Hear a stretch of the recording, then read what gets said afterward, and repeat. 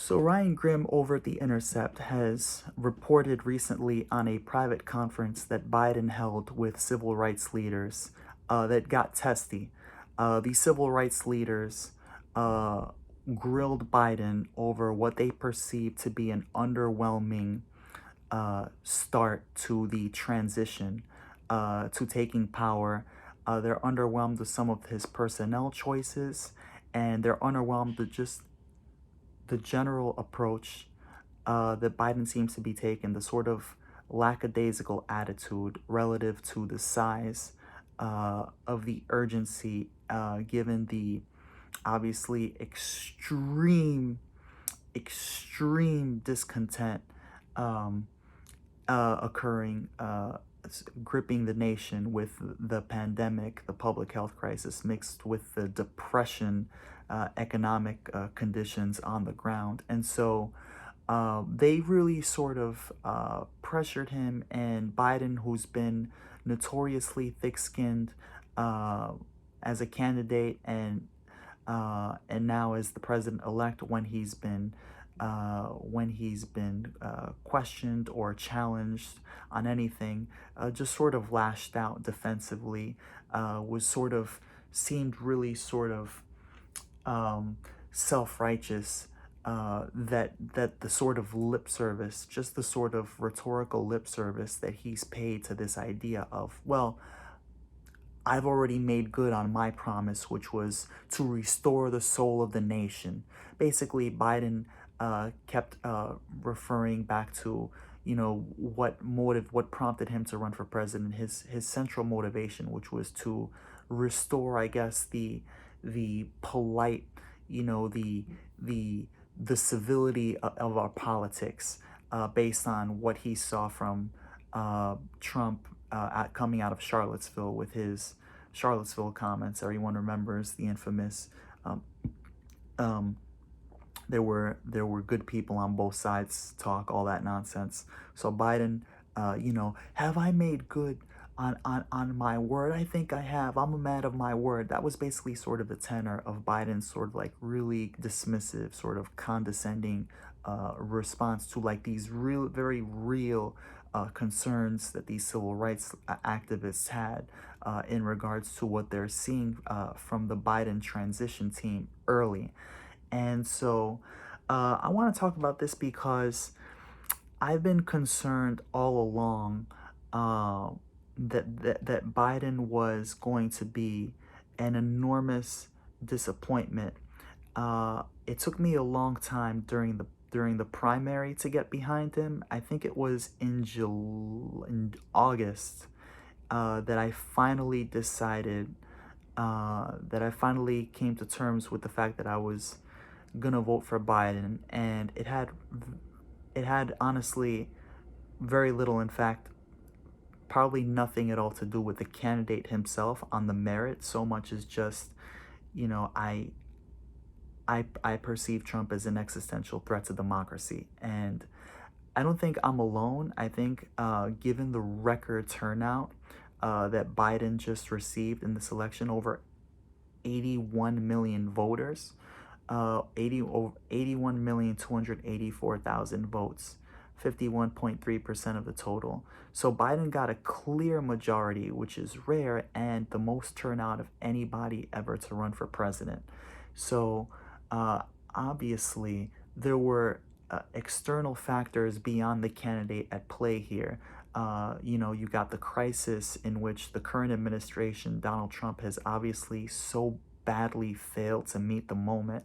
And we could talk about Donald Trump's failures all day long. I mean, it was just complete incompetence and ineptitude in just every conceivable form. So basically, Trump self-destructed. I mean, let's keep it real. Had it not been for COVID, Donald Trump was going to cruise to re-election, given such a mediocre Democratic nominee as we ended up with. I always thought that Bernie stood a better chance, and then really sort of panicked when I realized that Biden was going to be the nominee coming out of Super Tuesday, because I just thought like, oh my God, the Democratic Party and their allies in the mainstream media have conspired to successfully actually end democracy, because I thought Biden was doomed, had no chance, and then COVID, and then depression happened, and the rest is history. But very little, if you take a look at uh, where Democratic primary voters stood on the issues, even coming out of the Super Tuesday states where Biden prevailed. And this was true, this was a consistent threat all throughout the primary. I mean, if you look at states from, again, Biden won Arizona, Florida, to Mississippi, Alabama, Tennessee, Virginia, all these states, in many cases in which Biden won handily, voters still preferred a Medicare for all system. And so, given that, given where the majority of the country is on the issues, and certainly the Democratic Party base, very difficult for me to believe that Biden's win had anything to do with ideology or with politics, and so much as just okay, this guy that we have right now has got to go. He's just not gotten it done. I mean, Americans haven't gotten COVID relief since what, April? And then even then, it's been May since the Democrats put out the Heroes Act, which was like a $3 trillion spending bill, if I'm not mistaken, in relief that Republicans have totally left to dry. The latest talks don't even include any stimulus, and this is after Trump lost, for Christ's sakes. That they're not even talking about stimulus. By the way, Trump is thinking of running again in 4 years. By all accounts, he's actively plotting his next run in 2024. So amazing to think that this guy still could stand to round out his first term with this massive failure, even after the loss. I mean, it's unbelievable. I mean, he's basically stooped down to Hooverville levels. Herbert Hoover, the guy who FDR succeeded, was notoriously pathetic in his response to the Great Depression. But I digress. So, given that, I've always had my concerns about Biden. As I said, it took me months to finally resign myself to the idea of supporting him. And then when he actually won, I thought it was important to make clear that there is actually exceptional executive authority available to Biden that we previously didn't realize was available to a president. It was thanks to the great work done by the great reporters over at the American Prospect, which really helped me understand the vast extent to which a President Biden could unilaterally, um, fundamentally fix the structural rot at the heart of the American political and economic system, which is, of course, the bottomless capitalism, the commodification of what should be and what are basic public goods and necessities like healthcare and education. The way we finance higher education in this country is a tragedy. Uh, you know, uh, the way we profit off of drugs, or the way that life-saving, necessary prescription drugs, insulin, the way that people can't, the way that hospitals are centered on profit. We're in a hospital-led recession, a healthcare-led recession during a public health crisis, because hospitals aren't making enough money attending to people who are sick with COVID, because they make a lot more money. It's a lot more lucrative for them to just make money off of elective surgeries, expensive surgeries where they can charge a fortune. So our entire system, again, higher education, you got to go to college, you got to take out a mortgage, and so the way, basically, housing is through the roof. Costs of living have gone up. since 1973 as wages have stagnated. You have people working 40 hours and getting food stamps, living in poverty, you know. So all these issues, you can't afford childcare.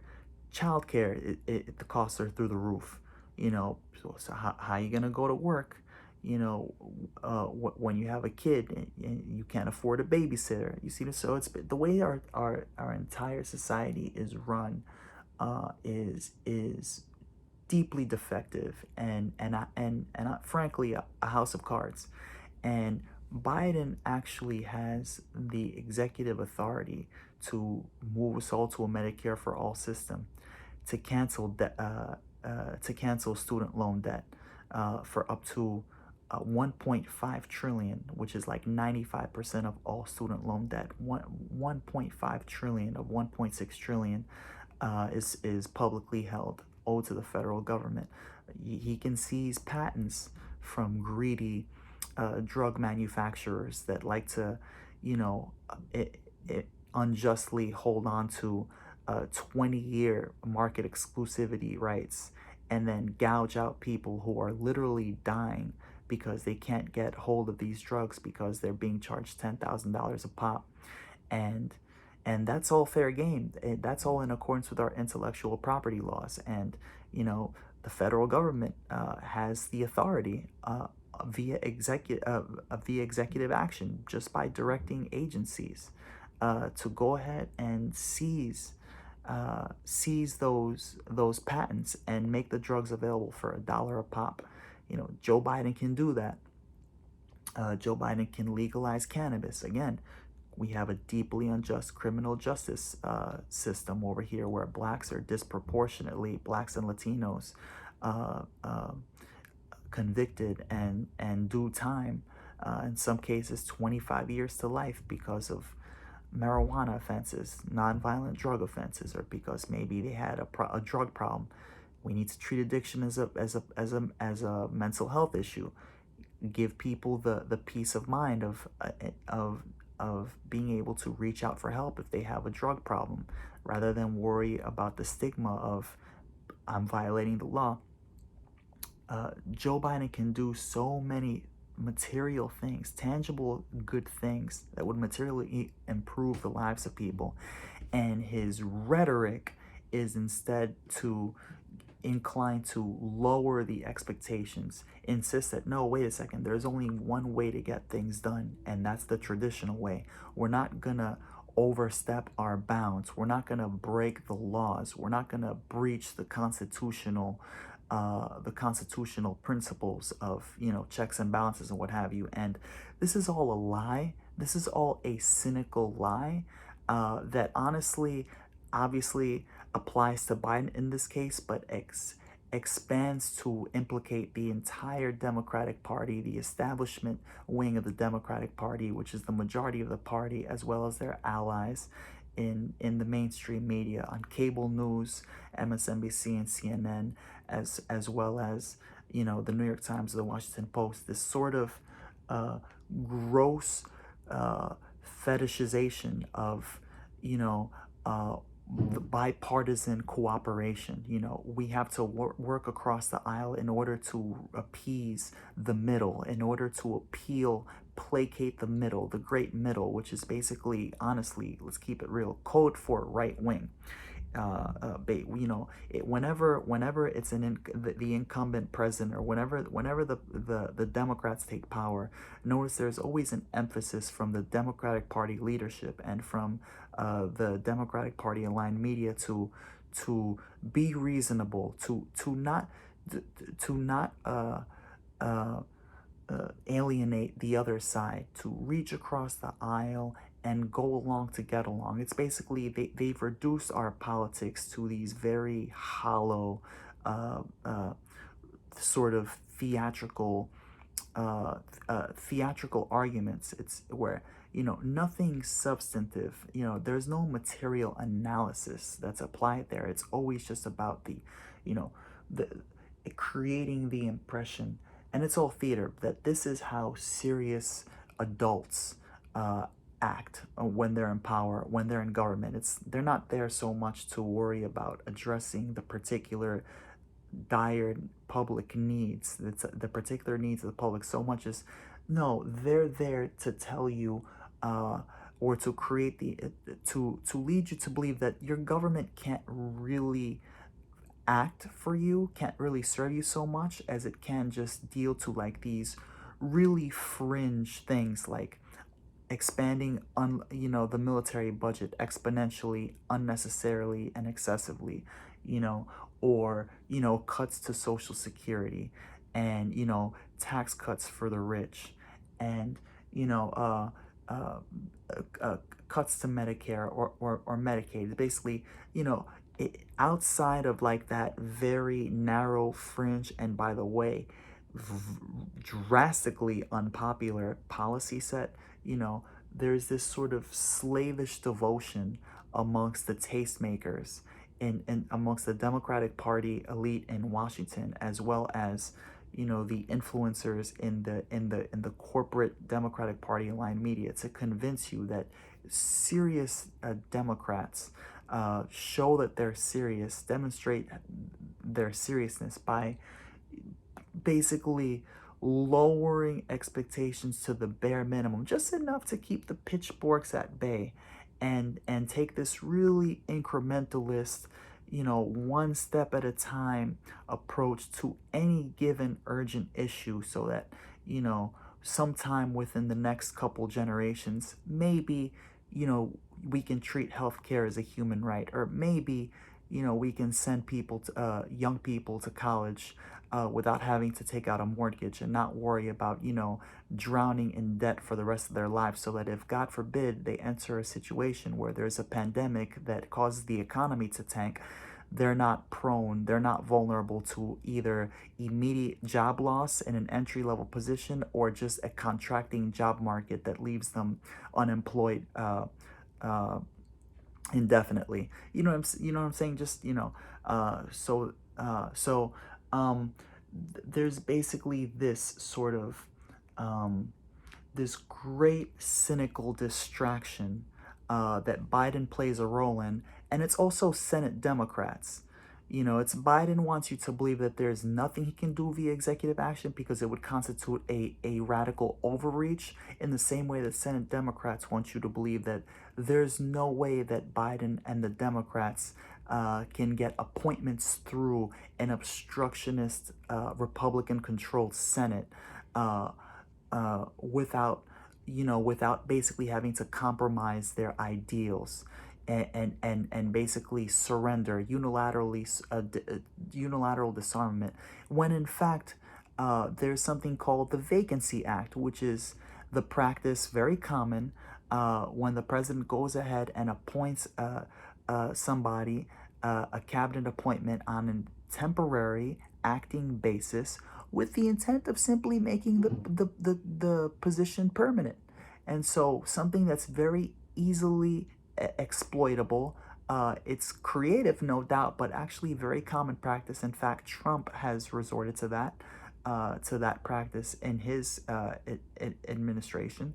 And so, you know, but wanting to just limit the imagination of what's possible through government, and the fear of of expanding that imagination to get you to believe that the government can work for you, but they're not good faith actors. And that's what I'm really getting here from the rhetoric that's coming from Joe Biden, uh, you know, uh, versus the the the demand for the moment, the need for the moment, the occasion.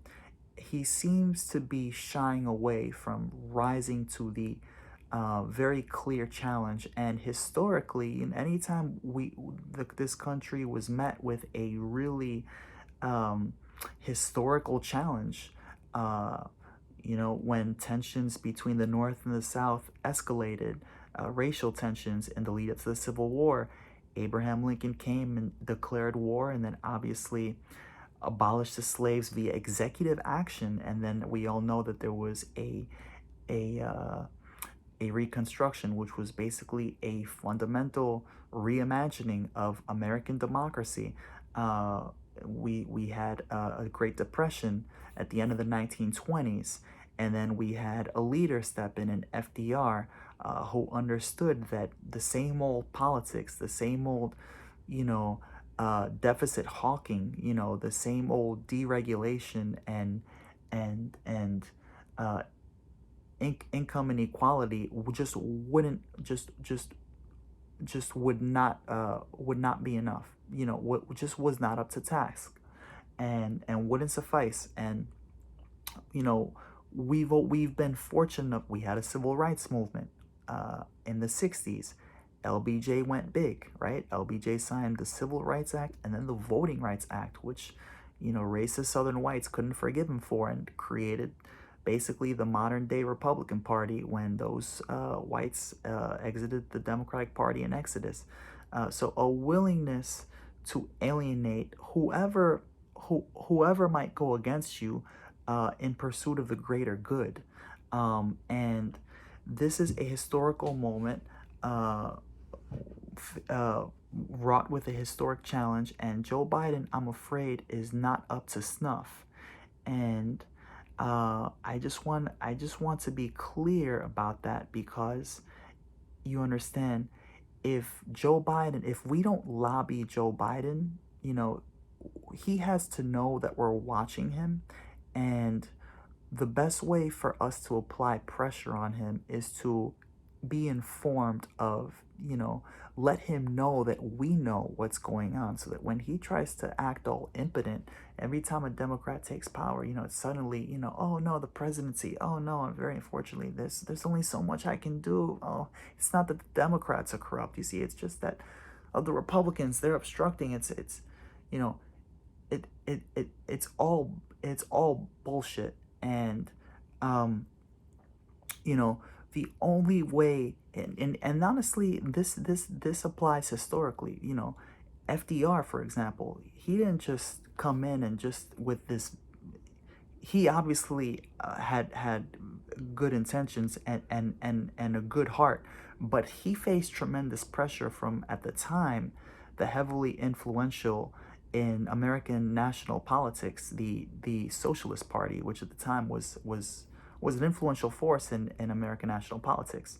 LBJ obviously faced immense pressure from Martin Luther King, Malcolm X, and all these Southern civil rights leaders. That he didn't just extend civil rights and turn away, Southern white racists, out of the goodness of his heart. He was a Southerner himself. That was something that he was pressured. So historically, there is a precedent, and that's why, you know, I think there could be hope for Biden. But again, it just kind of circles back to my point about, Joe Biden has to understand that we're watching him, and the pressure is on the responsibility is on we, the people, to apply that pressure, um, to apply that pressure properly and strategically and forcefully, and to turn away from this narrative, from this fiction, this sort of distraction, this really, really cynical distraction perpetrated by the elites, particularly in the mainstream media and the Democratic Party establishment, that wants to gaslight you into believing that the government is just not capable of rising to any challenge. We need to break away from that lie, because there have been times historically, again, civil rights, FDR, LBJ, where that fraud was exposed for what it is, as a great lie. And and Ed Markey had this great ad during the Democratic primary. Ed Markey, Democratic senator from Massachusetts, where he said, I think it's time for us to stop asking what we can do for our country, and with all due respect, start asking what our country can do for us. And it's so easy for people to believe, whether you're left or right, to lose hope. In fact, 96% of Americans believe that corruption is a major problem. And that stems from the fact that both parties are really slavishly committed to to this to perpetrating this fraud, this distraction that focuses more on theater, hollow surface level politics. If for the Democrats, it's the woke identity stuff. It's the virtue signaling. Where Biden can point to rhetoric in terms of "I'm going to restore the soul of the nation." That's basically all that Biden was talking about in his meeting with civil rights leaders, was emphasizing, "Oh, yeah, I'm holding true to my campaign promise. I've kept my pledge. I'm gonna restore the soul of the nation," and pointing to just like the lip service, the rhetorical lip service, or the diversification of the cabinet. Oh look, he's got a trans woman heading his defense his transition defense team, or look, he's got a woman for the first time ever leading the Pentagon. There's a meme that shows fighter jets. One is a Republican fighter jet, and the other one is a Democratic fighter jet, and they're both raining bombs down on some poor Middle Eastern country, presumably. And the only difference is that the Democratic fighter jet has Black Lives Matter painted on it in bold font. So just think about that for a second. And there's another meme where the poor Middle Eastern people, innocent civilians, estimates range from between 200,000 to 800,000 innocent Iraqis killed during the U.S. occupation in Iraq the last 19 years. There's a meme that, presumably one of those people. It's like, oh, but as the bomb raids their village, oh, but at least the next one will be dropped by a woman, and then the other person, their neighbor, let's say, oh, it makes you feel like you're taking part in history, doesn't it? It's like, come on, guys, it's totally cynical, it's disingenuous, it's hollow, it's deranged, it's disgusting, it's morally bereft, it's just disgusting. And that's just on the Democratic Party side. The Republican side wants to obviously just virtue signal to the other side, on the opposite side of the culture calculus. So it's all about unlimited guns for everybody, and trans people can go to whatever bathroom they want, or whatever the hell, just whatever is not acknowledging the reality that 78% of Americans are living paycheck to paycheck before the pandemic, and half of working Americans were earning $30,000 or less. So just the reality that, again, 2/3 of American bankruptcies are medical bankruptcies brought on by medical bills, which is not a problem in the rest of the developed world, or 500,000 medical bankruptcies a year. Just all sorts of disgusting stuff. The fact that student loans significant account for significant drop in home purchases, or car loans, or mortgages for houses.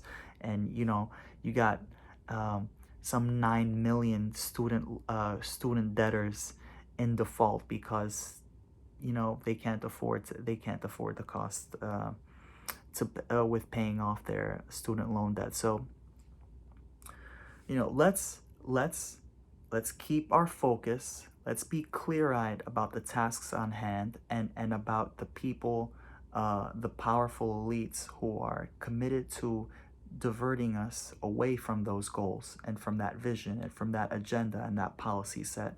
And let's really commit to holding Joe Biden accountable, and let's educate ourselves on what is possible, the extent of what is possible via executive action. And let's be revolutionary in wielding that power, because at the end of the day, activists could mobilize and be as loud as they want. If the president is not willing to respond and execute on the game plan, where's that going to get us? And we don't have time to waste. So I just want to make sure that you guys understand that Joe Biden is trying to be slimy and wiggling his way out of what is a mandate, over 81 million votes, the most ever for any candidate, to actually govern and do so effectively, or face the wrath, man, or face our wrath in 2024.